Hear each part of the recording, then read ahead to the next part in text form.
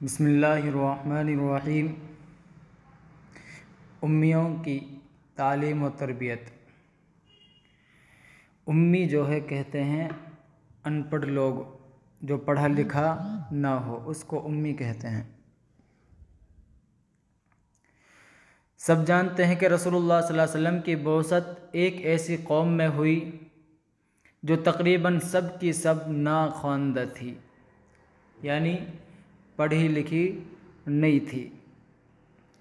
یہاں تک کہ قرآن مجید میں نبی کریم صلی اللہ علیہ وسلم کی بعثت و تعلیم کے تذکرے میں اس قوم کو امیین کے لقب سے یاد کیا گیا ہے۔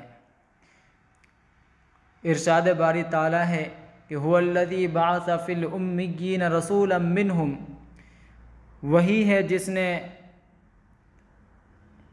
ان پڑھوں میں ایک رسول انہی میں سے بھیجا۔ اس جہالت کے ساتھ ضلالت کے ایسے درجے تھے کہ جس کے لیے قرآن مجید کے ان الفاظ سے زیادہ واضح اور کیا ہو سکتے ہیں۔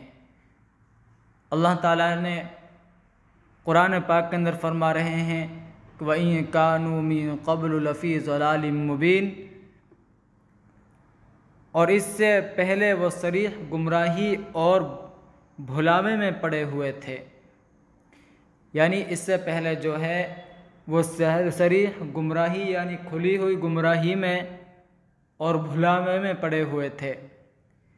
وَكُنْتُمْ عَلَى شَفَا حُفْرَةٍ مِّنَ النَّارِ، تم آگ کے ایک گڑھے کے کنارے پر تھے، یعنی قرآن پاک کے اندر فرما رہے اللہ تعالیٰ اس خدا نہ آشنا اور حرف نہ شناس قوم کو صرف کتابی تعلیم دینی نہ تھی بلکہ کتاب و حکمت کا عملی علم و بخشا، یعنی اللہ تعالیٰ نے کتاب و حکمت کا عملی علم بخشا، مہذب و آراستہ پاکیزہ سیرت اور فرشتہ خصلت اور ساری دنیا کا علم و ہادی و مصلح بنانا تھا۔ اور اللہ تعالیٰ نے آگے فرمایا یتلو علیہم آیاتہ ویزکیہم ویعلمہم الکتاب والحکمہ، کہ رسول ان کو اللہ کی آیتیں پڑھ کر سناتا ہے اور ان کو سنوارتا اور کتاب و حکمت سکھاتا ہے۔ اتنی بڑی قوم میں انقلاب کرنے کے لیے ایسی حالت میں کہ وہ تعلیم و تربیت حاصل کرنے کی کوئی رغبت اور آمادگی نہیں رکھتی تھی، بلکہ کچھ سننے کے لیے بھی تیار نہ تھی۔ کوئی بڑی سے بڑی درسگاہ یا بکثرت درسگاہیں غیر مفید اور ناکافی تھی۔ تو ایسا وقت میں اللہ کے رسول صلی اللہ علیہ وسلم مبعوث ہوئے، پیدا ہوئے کہ اس وقت میں تعلیم و تربیت کا کوئی نظام نہیں تھا۔ تمام قوم ضلالت و گمراہی کی بھٹی میں پڑی ہوئی تھی اور شراب عام پی جاتی تھی اور بدکاریاں طرح طرح کے کسی پر ظلم کرنا یہ بالکل عام تھا، اور بہت سے مغرور بے رحم اپنی لڑکیوں کو زندہ دفن کر دیا کرتے تھے۔ بے حیائی کا یہ حال تھا۔ تو ایسے نازک دور کے اندر اللہ کے رسول صلی اللہ علیہ وسلم پیدا ہوئے۔ تو رسول اللہ صلی اللہ علیہ وسلم نے اس عمومی انقلاب حال کے لیے اللہ کی ہدایت سے جو طریقہ اختیار فرمایا وہ اپنی کامیابی اور نتائج کے لحاظ سے بھی معجزہ ہے، اور اپنی حکمت و سہولت میں بھی آپ نے اس میں پہلے دین کی طلب اور علم دین کی ضرورت کا احساس پیدا کیا اور اللہ کے وعدوں پر یقین کرنا سکھایا۔ ایک صحابی کا قول ہے کہ تعلمنا الایمان ثم تعلمنا القرآن، کہ ہم نے پہلے اللہ کی باتوں پر یقین کرنا سیکھا پھر قرآن کا علم حاصل کیا۔ اسی ایمان کی قوت اور اسی طلب و صادق میں انہوں نے گھر چھوڑا، مشقتیں برداشت کی، ان میں سے ہر ایک اپنی نجات اور ہدایت کے لیے ضروری علم حاصل کرنے کی کوشش کرتا۔ اس کے لیے سفر کو عبادت اور اس کی مشقت کو جہاد اور اس کی راہ کی موت کو شہادت سمجھتا اور ہر معلم اپنا دینی فریضہ سمجھ کر جو کچھ خود جانتا وہ دوسروں کو سکھاتا۔ تو اس لیے ہر معلم جو ہے اپنا دینی فریضہ سمجھ کر جو کچھ جانتا تھا وہ دوسروں کو سکھاتا تھا۔ اسی لیے اللہ کے رسول کی حدیث بلغوا عنی ولو آیا کہ جو کچھ آدمی جانتا ہے اس کو چھپائے نہیں بلکہ دوسروں کو بتا دے۔ اس تعلیم و تربیت کی ساخت شروع سے ایسی رکھی کہ علم کے ساتھ عمل، عمل کے ساتھ علم، اور علم کے ساتھ تعلیم، اور تعلیم کے ساتھ تعلم کا سلسلہ چلتا رہا، اور پوری اسلامی آبادی ایک متحرک اور وسیع عملی درسگاہ تھی جس میں ہر ایک اپنے لیے طالب علم تھا اور دوسرے کے لیے معلم، یعنی ہر آدمی اور ایسا تھا کہ ہر ایک اپنے لیے طالب علم تھا اور دوسرے کے لیے معلم تھا، یعنی جو کچھ بات خود جانتا تھا وہ دوسروں کو بتاتا تھا۔ اس علم کے سبق تنہائیوں میں نہیں یاد کیے جاتے تھے بلکہ لوگوں میں یاد کرانے میں، دین کو لوگوں میں پھیلانے میں، اور اس کی خاطر تکلیفیں جھیلنے اور اس راہ میں جو مصائب پیش آئے ان کو خوشی سے گوارا کرنے میں، ان کے نقوص دل پر کیے جاتے تھے۔ تو اس لیے جو مصیبتیں پریشانیاں آتی تھی ان کو خوش دلی کے ساتھ میں یہ حضرات برداشت کیا کرتے تھے۔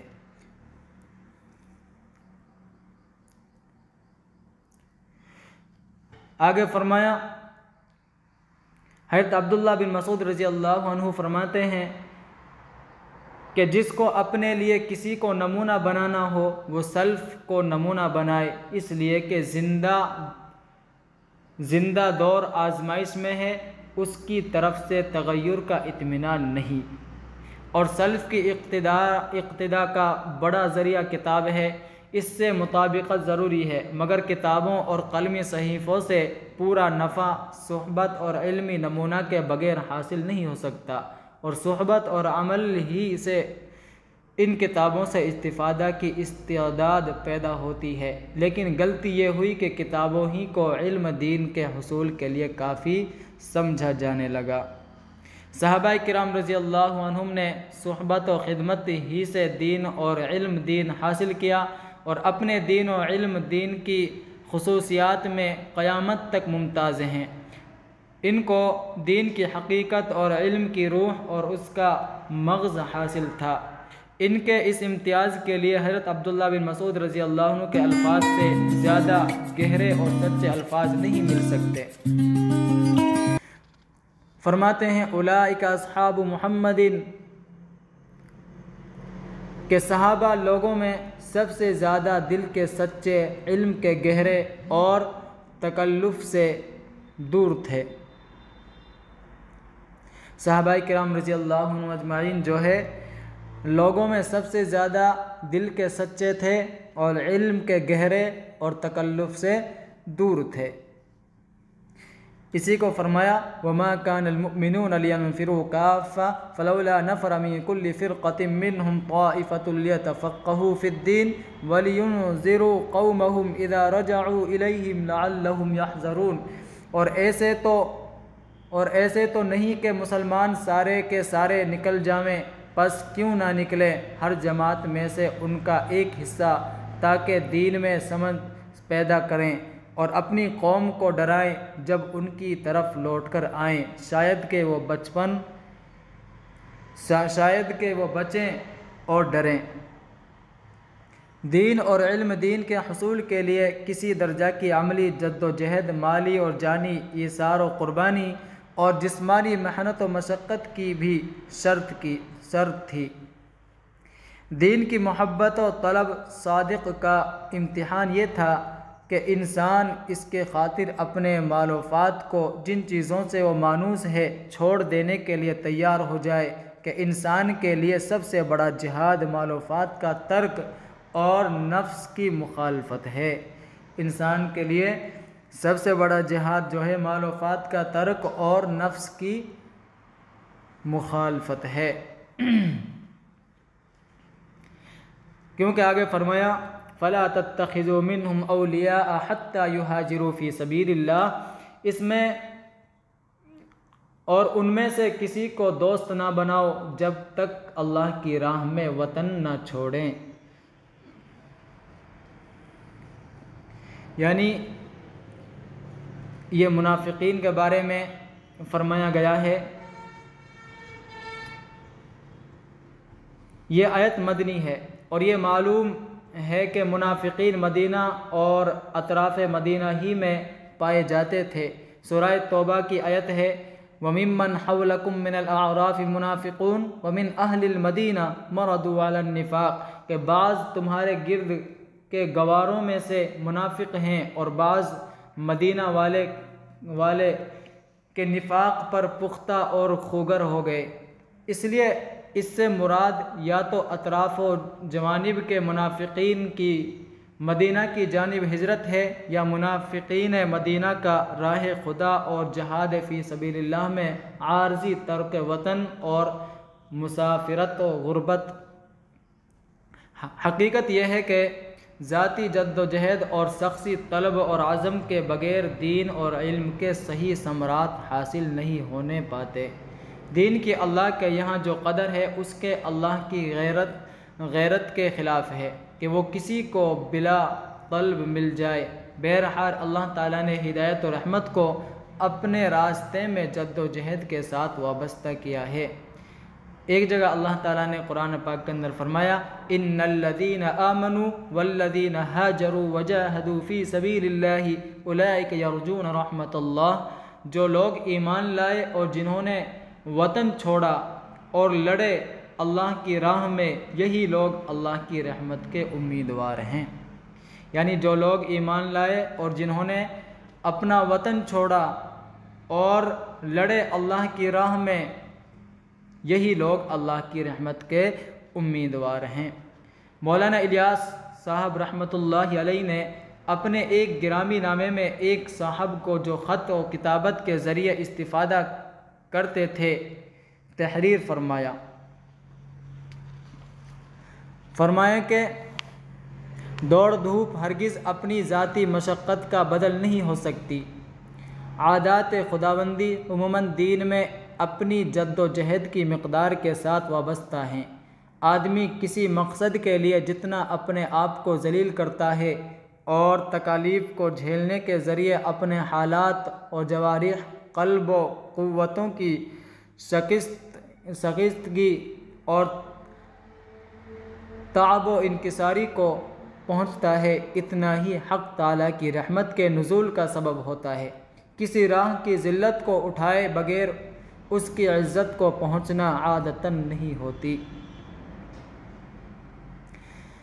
ایک دوسرے گرامی نامے میں فرماتے ہیں کہ ہم مادیات میں اس وقت ایسے پھنسے ہوئے ہیں کہ طباعی کا طباعی سے حصہ لینے کا دستور چھوٹ چکا، اور عملی جد و جہد میں خون پسینہ ایک کر کے جد و جہد کا حق ادا کر کے جو شریعت کے تعلیم کی اصلی صورت تھی معدوم کر کے اب افادہ اور استفادہ بیچاری ایک زبان ہی کے اوپر رہ گیا ہے۔ ایک تیسرے والا نامے میں فرماتے ہیں کہ اللہ جل جلالہ و منالہ نے اپنی سنت ازلیہ میں جو ناقابل تبدیل اور غیر لائق تحویل ہے، ہدایت کو جد و جہد کے ساتھ وابستہ کر دیا ہے۔ سو جد و جہد کرتے کرتے جو چیز خود طبیعت پر منکشف ہو، وہ طبیعت کا مشرح کرنے والا، حقیقت علم کو کھولنے والا اور ذوق ایمان کا ذائقہ چکھانے والا اور دل و دماغ کو کسی ناقابل بیان کیفیت سے متقف اور حقیقت آشنا کرنے والا علم ہے، جو سچی اور واقعی بات بلا جد و جہد محض و تقریر اور تحریر سے پیدا ہو۔ وہ محض زام پیدا کرنے والا علم اور حقیقت کا حجاب ہے، جس کو بزرگوں نے العلم الحجاب الاکبر لکھا ہے۔ یہی راہ مولا میں صدق سکندری ہے۔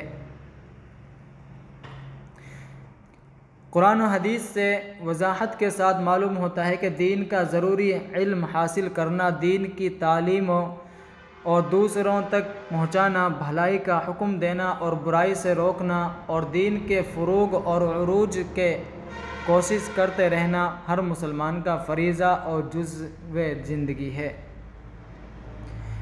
عہد و رسالت میں ہر مسلمان، خواہ وہ کاشتکار ہو یا تاجر، فقیر ہو یا دولت مند، جاہل ہو یا عالم، طلب دین اور خدمت دین کے لیے کچھ وقت صرف کرتا تھا۔ فراغت و فرصت میں وہ کسب معاش اور ضروری مشاغل زندگی میں بھی مشغول ہوتا تھا، لیکن دینی ضرورت کے وقت اس کو سارے مشاغل کو ملتوی کر کے اس میں شرکت کرنی ضروری تھی۔ جنہوں نے اس میں پہلو تہی کی یا اپنے مشاغل و معلوفات کو ترک نہ کر سکے، ان کے عتاب سے سورہ توبہ لبریز ہے۔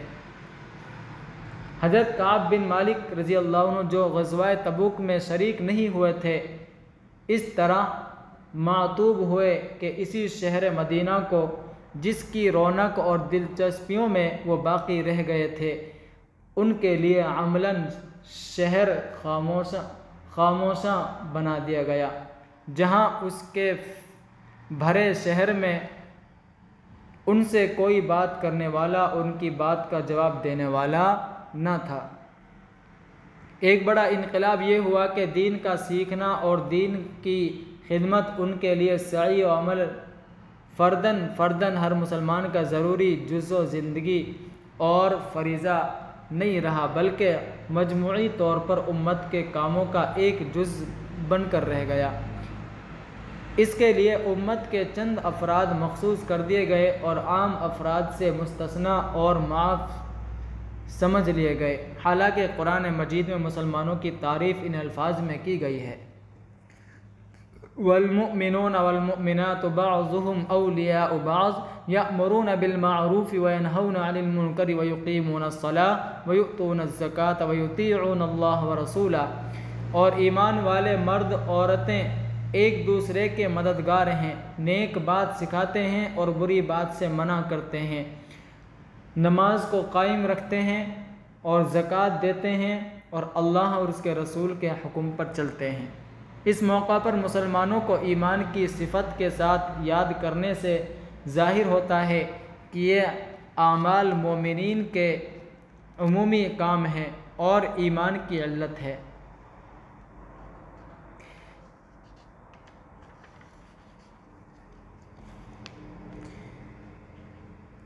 ایک جگہ اللہ تعالیٰ نے فرمایا: وَلَا تُلْقُوا بِأَيْدِيكُمْ إِلَى التَّهْلُكَةِ، اپنے ہاتھوں ہلاکت میں نہ پڑو۔ اللہ تعالیٰ فرما رہے ہیں کہ اپنے ہاتھوں وَلَا تُلْقُوا بِأَيْدِيكُمْ إِلَى التَّهْلُكَةِ، کہ اپنے ہاتھوں ہلاکت میں نہ پڑو۔ گویا خدمت دین اور اعلاء کلمت اللہ کی کوشش سے علیحدگی خودکشی کے مرادف ہے۔ دوسرا ایک خطرناک خیال یہ پیدا ہو گیا کہ ہم سب معاش کے ساتھ دین کا علم حاصل نہیں کر سکتے اور دین کی خدمت انجام دینے کے اہل نہیں۔ اگر ہم اس کا حوصلہ رکھتے ہیں تو ہم کو اپنے معاشی مشاغل کو یک قلم خیر باد کہہ دینا چاہیے۔ ظاہر ہے کہ یہ قربانی اور یہ اہم اقدام بہت تھوڑے اہل ہمت کر سکتے ہیں، اس لیے دین کے طالب علم اور دین کے خادم کامیاب اور رفتہ رفتہ عنقا کی طرح نایاب ہونے لگے۔ اس کے بارے میں حضرت انس بن مالک رضی اللہ عنہ سے روایت ہے کہ فرمایا کہ کیا میں تمہیں تمہارے ان بھائیوں کے متعلق خبر نہ دوں جن کو ہم رسول اللہ صلی اللہ علیہ وسلم کے زمانے میں قرہ کے نام سے پکارا کرتے تھے۔ وہ تعداد میں 70 تھے۔ رات کو مدینہ میں اپنے استاد کے پاس جاتے اور صبح تک پڑھتے رہتے۔ صبح کو ان میں سے جو طاقتور ہوتے وہ میٹھا پانی بھر کر لاتے اور مزدوری کرتے یا لکڑی کاٹ کر لاتے اور فروخت کرتے۔ جن کو گنجائش ہوتی وہ جمع ہو کر بکری خرید کر لاتے اس کو بنا لیتے اور وہ رسول اللہ صلی اللہ علیہ وسلم کے پاس لٹکی رہتی۔ اس طالب علم کا اتنا اہتمام تھا کہ اگر بعض لوگ روزانہ مجلس نبوی میں صلی اللہ علیہ وسلم میں حاضر نہ ہو سکتے تو باری باری سے ایک دن حاضر ہوتے اور جو کچھ اس مجلس میں پیش آتا اس کی اپنے رفیق کے ذریعے اطلاع حاصل کرتے۔ جس دن وہ حاضر نہ ہو سکتے اس دن ان کو ایک بے تکلفی سی اور بے چینی سی رہتی۔ اپنے کام میں دست بکار دل لگا رہتا تھا کہ معلوم نہیں وہاں کیا ہو رہا ہے، یعنی اپنے کام سے دل ہٹا رہتا اور نبی کریم صلی اللہ علیہ وسلم کی مجلس کی طرف دل لگا رہتا تھا کہ نہ جانے وہاں کیا کیا ہو رہا ہے۔ حضرت عمر رضی اللہ عنہ فرماتے ہیں کہ میں اور میرا انصاری پڑوسی بنی امیہ بن زید کے محلے میں جو مضافات مدینہ میں تھا رہتے تھے، ہم دونوں باری باری حضرت صلی اللہ علیہ وسلم کی مجلس میں حاضر ہوتے۔ ایک دن وہ حاضر ہوتا اور ایک دن میں۔ جس دن میں حاضر ہوتا اس دن کی اطلاع اور احکام وغیرہ اس کو پہنچا دیتا اور جس دن وہ حاضر ہوتا اس دن کی اطلاعات اور احکام مجھے پہنچا دیتا۔ تو اس طریقے سے حاضر ہوتے تھے۔ یہ طریقہ کار ان کا تھا کہ ایک دن وہ حاضر ہوتا ایک دن وہ حاضر ہوتا، لیکن جو کچھ مجلس کے اندر بتایا جاتا اور سمجھایا جاتا وہ دوسروں کو فوراً بتا دیا کرتے تھے، اس کی اطلاع دے دیا کرتے تھے۔ اس طریقے سے انہوں نے علم حاصل کیا اور رسول اللہ صلی اللہ علیہ وسلم کی مجلسوں میں بیٹھا کرتے تھے۔ اس لیے ہمیں بھی ان باتوں سے سبق لینا چاہیے کہ ہم بھی اپنے علماء کرام سے تعلق جوڑیں اور علماء کرام کے پاس وقت دیں، کیونکہ علماء کرام سے تعلق رکھنا اور ان کے پاس بیٹھنا یہ بھی ایک عبادت میں شمار کیا جاتا ہے۔ تو اس لیے ہم بھی کچھ سیکھیں، جتنا وقت ملے، جو کچھ وقت ملے اور اپنے وقت میں سے وقت نکالیں اور اپنے علماء کرام سے ائمہ کرام سے ہم کچھ نہ کچھ سیکھنے کی کوشش کریں، اپنے وقت کو ضائع نہ کریں، کیونکہ انسان کو کل قیامت کے دن سب سے زیادہ اس گھڑی کا افسوس ہوگا جو اس نے اللہ کی یاد کے بغیر غفلت میں گزار دی ہوگی۔ اللہ تعالی ہم سب کو عمل کی توفیق عطا فرمائے۔ وما علینا الا البلاغ۔